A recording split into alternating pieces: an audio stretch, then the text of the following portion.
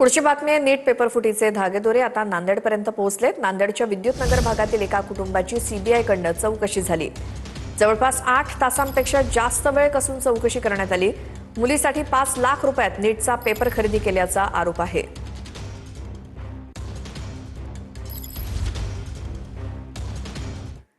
तर नीट पेपरफुटी प्रकरणामध्ये महाराष्ट्रातल्या 2 प्राध्यापकांना अटक करण्यात आली आहे। पीव्ही कुलकर्णी आणि मनीषा मांढरे या दोघांना अटक झाली आहे। तर पीव्ही कुलकर्णी आणि मनीषा वाघमारेला 10 दिवसांची सीबीआय कोठडी सुनावण्यात आली आहे।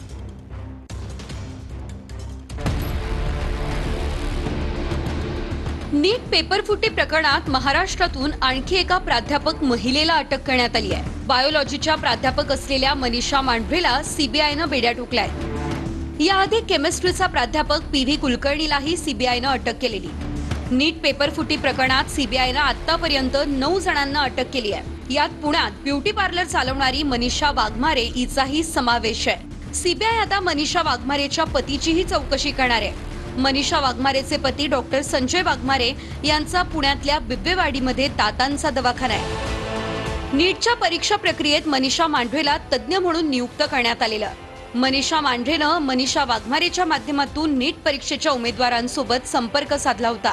एनटीएची संपूर्ण पेपर सेटिंग कमिटी आता सीबीआयच्या रडारवर आहे। नीट परीक्षा रद्द झाल्याच्या नैराश्यातून देशभरात 3 विद्यार्थ्यांनी आत्महत्या केली आहे। दिल्ली, गोवा आणि राजस्थान या ठिकाणी विद्यार्थ्यांनी नैराश्यातून आपलं जीवन संपवलंय। विद्यार्थ्यांनी अशी पावलं उचलू नयेत, सरकार त्यांच्या सोबत आहे असं आवाहन केंद्रीय शिक्षण मंत्र्यांनी केलंय। या परीक्षेचे पेपर फुटल्यामुळे लाखो विद्यार्थ्यांचं शैक्षणिक जीवन अधांतरी बनलं आहे आणि त्या नैराश्यतेच्या पोटीतूनच 3 विद्यार्थ्यांनी आत्महत्या केली। हे सरकारला लांछनास्पद आहे।